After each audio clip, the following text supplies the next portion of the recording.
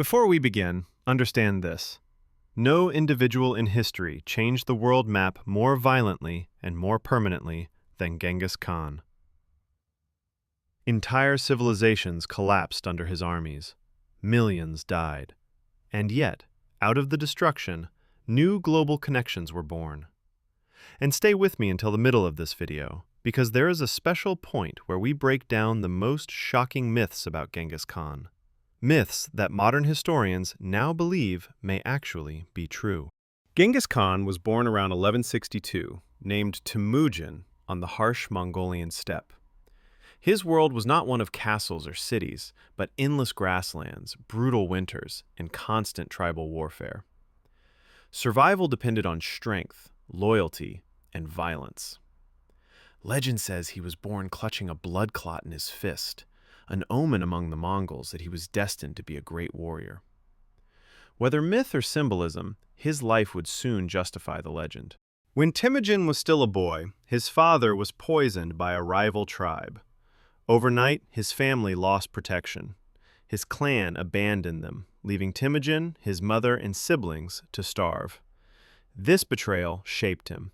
Hunger, fear, and humiliation forged a man who would never again allow weakness to rule his fate.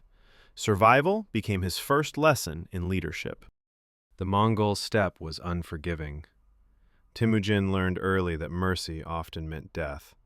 At a young age, he killed his own half-brother during a dispute over food. This act wasn't madness, it was the brutal logic of survival. Authority had to be absolute, or it would be challenged. This mindset would later scale from family disputes to entire empires. Temujin did something revolutionary. He united rival tribes not by blood, but by loyalty and merit. Warriors were promoted for skill, not noble birth. By 1206, he was declared Genghis Khan, universal ruler. For the first time, the Mongols became a single, unstoppable force. The Mongol army was terrifyingly efficient. Every soldier was a master horseman and archer. They could ride for days, shoot accurately at full gallop, and survive with minimal supplies. Their tactics, feigned retreats, encirclement, psychological warfare, were centuries ahead of their enemies. Genghis Khan's first major invasions targeted northern China and Central Asia, regions divided by internal conflict and political weakness. His armies moved with unprecedented speed, often covering distances that enemy forces believed impossible, striking before defenses could be organized. Cities along key trade routes were deliberately chosen to cripple economic and military resistance.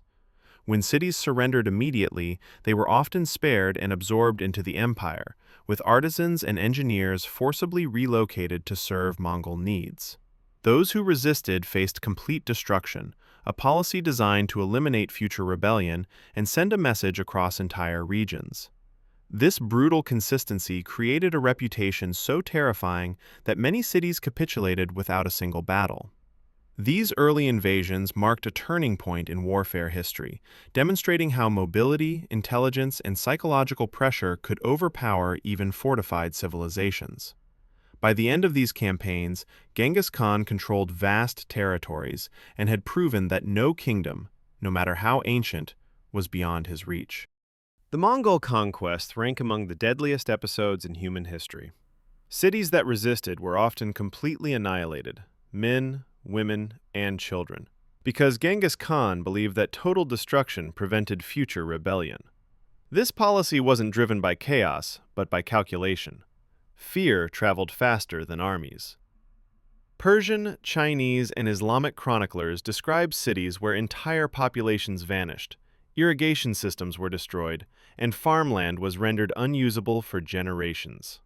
Modern historians estimate that 30 to 40 million people may have died as a result of Mongol campaigns, directly or indirectly.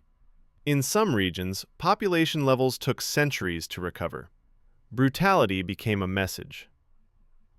By wiping out one city, dozens of others surrendered without resistance, allowing Mongol armies to move rapidly across continents with minimal losses.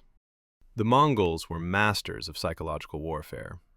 They deliberately exaggerated their numbers, spread terrifying rumors, and sometimes released survivors specifically to carry horror stories to the next city. Enemy armies often broke before battle even began. The mere appearance of Mongol banners caused panic, desertion, and surrender. Fear became as effective as swords and arrows. This psychological dominance allowed Genghis Khan to conquer vast territories with speed unmatched in medieval history, often defeating enemies before a single arrow was fired. Many stories about Genghis Khan sound exaggerated, but some are supported by serious scholarship. One widely studied genetic theory suggests that around 1 in 200 men alive today may be descended from him, due to his vast number of descendants. Another myth with evidence is his commitment to religious tolerance. Muslim, Christian, Buddhist, and shamanistic practices were allowed across the empire, as long as loyalty to Mongol rule was absolute. Perhaps most surprising, Genghis Khan outlawed torture for information within Mongol law and punished corruption harshly, even among his own family. The man known for mass slaughter also enforced internal order. Genghis Khan introduced the Yasa, a strict legal code that governed everything from military discipline to daily life. Loyalty, honesty, and obedience were central. Betrayal and theft were punished without mercy. Unlike many medieval rulers, the law applied to everyone equally, including nobles and generals. This created stability across an empire stretching thousands of kilometers. The Yasa helped transform a coalition of tribes into a functioning imperial system, something few conquerors ever achieved. Under Mongol rule, the Silk Road experienced unprecedented security. Merchants could travel from China to the Mediterranean under Mongol protection, something impossible before. Goods, technologies, and ideas flowed freely. Paper money, gunpowder, medicine, and navigation techniques spread across continents. But so did disease, including the Black Death, which followed trade routes into Europe. Genghis Khan unintentionally accelerated globalization centuries before the modern era. Genghis Khan died in 1227 during a campaign against the Western Shah. The exact cause remains unknown. Illness, injury, or assassination are all debated. His death was kept secret to prevent unrest. According to legend, anyone who encountered his funeral procession was killed to protect the burial location. To this day, his grave has never been found, making him one of history's most mysterious figures, even in death. After his death, his sons and grandsons, especially Ogedei, Mongke, and Kublai Khan, expanded the empire even further. Mongol armies reached Eastern Europe, Baghdad, and all of China. At its height, the Mongol Empire became the largest contiguous land empire in history, spanning from Korea to Hungary. Yet unity slowly fractured as the empire split into separate khanates, each with its own priorities. The Mongol era reshaped warfare, diplomacy, and trade permanently. Gunpowder weapons, siege techniques, and military organizations spread rapidly. They also forced civilizations to interact, breaking isolation and accelerating historical change. Europe, the Islamic world, and East Asia became more interconnected than ever before. Modern geopolitics, borders, and trade routes still carry traces of Mongol influence.